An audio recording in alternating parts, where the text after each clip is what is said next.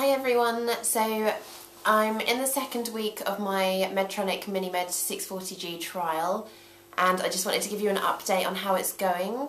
I would say people keep asking me how it's going and it's been quite up and down since I got the pump, but things are definitely settling now. In the first week I found that I was still having a few hypos. I would say it was about 50-50, so half of them were reaching my hypo threshold. The other half, SmartGuard was working really well, it was kicking in on time and it was preventing those hypos. So on one hand I was feeling very frustrated that I was still having some hypos, and then on the other hand I was really chuffed that SmartGuard was working so well. And then obviously it led me to think about what I'm doing wrong, what I could improve on, so revisiting carb counting, looking at the different options for bolusing, like I said in the last video, doing some basal testing, but then at the same time it led me to become quite frustrated with myself, mostly because I was getting an insight into the fact that I do have gaps in my knowledge, which I think is a good thing, but I've been on an insulin pump for 2 years now and I felt that I was doing okay, but I didn't have CGM, so I was basically going on the 6 to 8 blood glucose tests that I was doing a day. I couldn't see the whole pattern. So being able to use CGM and see the patterns, see a very clear picture of what is happening with my blood glucose levels, it's given me so much insight, but it has caused me to be frustrated with myself. But then it's also led me to kind of kick myself up the arse and say, you're not doing as well as you thought you were, you need to do something to improve this, you need your blood sugar levels to be better, so you need to make decisions about what you're going to do. But it's given me an opportunity to learn. So towards the end of the week I had a really stressful day. It was on Sunday, everything happened at once. My sensor needed changing, which I was really nervous about because I've never changed a sensor on my own before. I needed to do a set change, I needed to change my insulin, I hadn't calibrated the pump, so that needed doing. I was also trying to read the manual and looking at the different bolus options and trying to figure out which one would be best for me. I was also trying to look at my carb to insulin ratios, so perhaps I took on a little too much that day. It all seemed to happen within an hour. I probably should have taken baby steps and spread it out throughout the day rather than just kind of deciding to do everything all at once, which clearly didn't work. I got really stressed and I got to the point where I just said I don't want this pump anymore. But once I'd had a few deep breaths, kind of calm myself down, changed the sensor, that went really well, changed my set, changed my insulin, I could kind of then start looking at fine-tuning with the basal and the bolus. So baby steps are definitely going to be the way forward for me. I'm not going to try and take on everything at once. It's still a massive learning curve, and I've noticed that although I've used a pump for 2 years, Roche and Medtronic are very different. So I currently, before the 640G, I've used the AccuCheck, and it's very basic, I've come to realise, compared to the 640G. 640 gives me so much more information and so many different options. And the Roche, as I said, it's very basic. You don't have to, and no offence to anybody who's using it, but you don't have to think too much when you're using it. It's very simple. It's literally a few buttons, and obviously without the CGM it doesn't give you that insight. After my little strop and my little stress session, the next day things started going really well. So that was at the beginning of this week on Monday, and I'd turned off my hypo and high alerts throughout the night because the previous night I'd been waken up by 6 different alarms. 2 of them were hypo-suspend. One of them was because I needed to calibrate, and instead of doing that I snoozed it.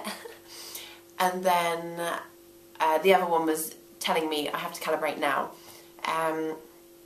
So although it's not a massive problem, I mean, being woken up 6 times on the weekend is fine, it's the weekend. But I just decided, actually I'm just going to turn the alarms off, be brave and see how it goes. and I've had them off ever since, and everything has been fine.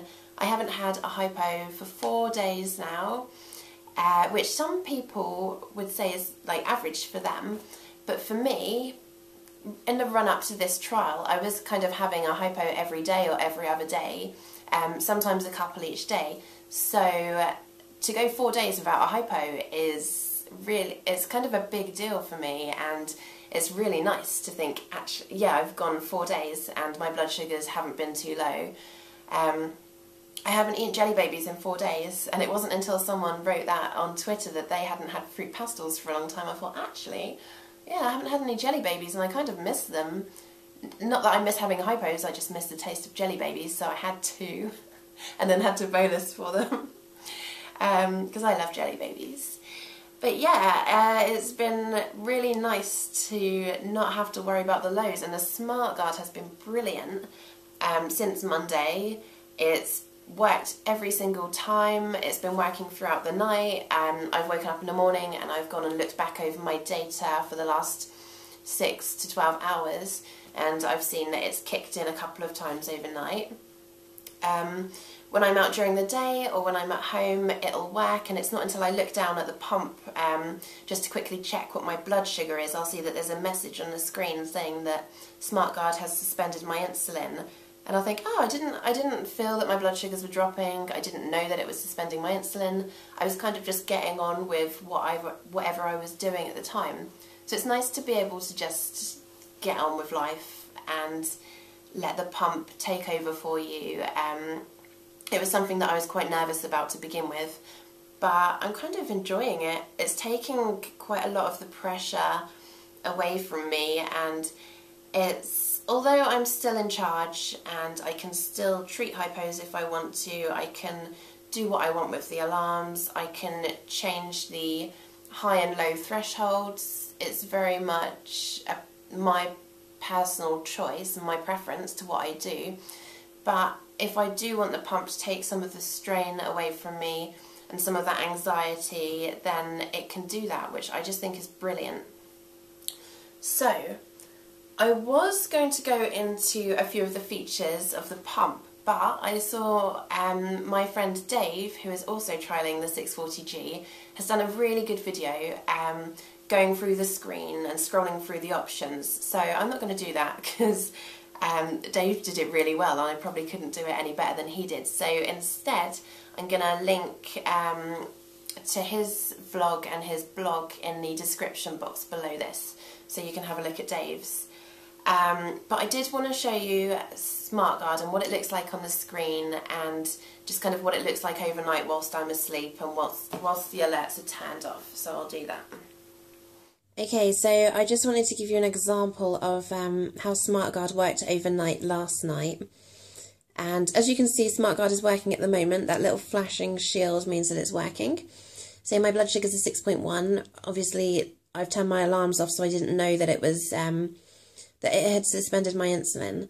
So it did that at 11:35. The 2 gaps in my data, you'll notice, are from when I needed to calibrate my blood glucose and I didn't. So that's my fault. That's why there are 2 gaps in the data.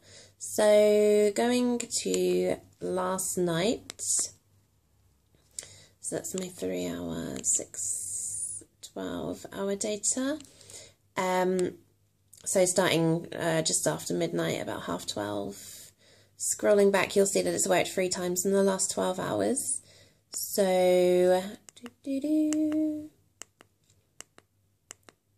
So at 4:55 this morning, when my blood glucose was 5.4, SmartGuard started working. Apologies that this is a bit blurry, by the way. And then when did it resume? At 5:51 it started working again, and then my blood sugars rose a little bit because obviously I'd had my insulin turned off, so the highest they went to was about 8.4. They went steady, then they started to dip again. By this time I was awake, but I wasn't really paying much attention to what it was doing. And there we go, 9:16 this morning, it suspended again. So it suspended Where did it suspend to? Resumed at 9:55, so it wasn't even turned off for an hour. And then, oh, that's when I needed to calibrate. And then what happened next? Needed no BG value because I hadn't calibrated, so then I had to do it. And then, oh, I had something to eat. Breakfast was 1.6 units of insulin at 10:51. And then it started to drop again. And suspended again at 11:35, and it's currently still suspended. So, go back to the main screen. So this is the main screen that you get, and obviously once the insulin restarts, I'll then get a little message on the screen to pick up just whenever I look at it, saying that the insulin has been restarted. And the little flashing shield won't be flashing anymore. That's just to say that SmartGuard is working and that it's protecting me because it's a shield. But I have got 1.2 units of insulin on board, so I imagine that the SmartGuard will last for a little longer, just to make sure that I'm covered while that insulin is still working. But yeah, that's the screen that I wanted to show you from last night, and just an example really of how SmartGuard works to prevent hypos whilst I'm sleeping. Okay, so hopefully that clip would have shown you what SmartGuard looks like overnight, and how it works, why it works, what it does, etc. And if, like me, you suffer from hypoglycaemia whilst you're asleep, then that could give you an idea of what could happen if you used the 640G with SmartGuard as well. Hopefully it gave you a good idea. I'm conscious that I haven't spoken about my post-running hypos yet, and I have been running in the 2 weeks, but I haven't filmed any of it because I've been really busy. So what I'm hoping to do is film some pre and post-running data and glucose traces over the next few weeks, and putting them all together in a vlog just to see how SmartGuard works when I'm exercising and if it prevents my hypos. But at the moment, one person I would recommend you kind of looking at on social media is a guy called John, and on Twitter I believe his handle is at mm640g, or it might be at mm640, I can't remember. But he goes to the gym quite often, and he's vlogging and blogging about his experience using the 640G whilst he's at the gym exercising. So he's giving a really good idea of how SmartGuard works, and I believe it's preventing a lot of his hypos actually. So I would recommend you go over and look at John's vlogs, and I'll put his details in the description box below, and then hopefully in a few weeks time I'll have some exercise data and stories and experiences to tell you as well. So next week I'm going to the Diabetes UK Professional Conference, and I have no idea what I'll be doing there. I know that I'm presenting about diabetes and social media, just plugging myself. And apart from that, I have no idea what I'll be doing, so I can't plan ahead. I know that I'll be meeting other people with diabetes and healthcare professionals, so my glucose will go very high because I'll be excited. We'll be in London, so we'll be walking around a lot. We'll be walking around the conference centre a lot. There will probably be some nights out thrown into the mix. So obviously, because I can't plan ahead because I don't know what I'm doing, it'll be a good test to see how SmartGuard works, how the pump works for me, and to see if it lives up to the last week with preventing my hypos.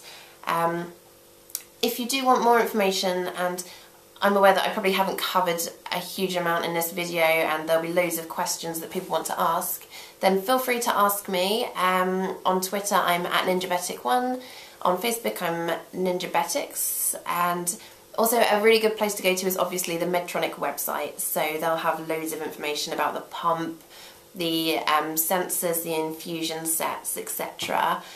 So I would recommend you go there, and then obviously the other vloggers, Dave and John.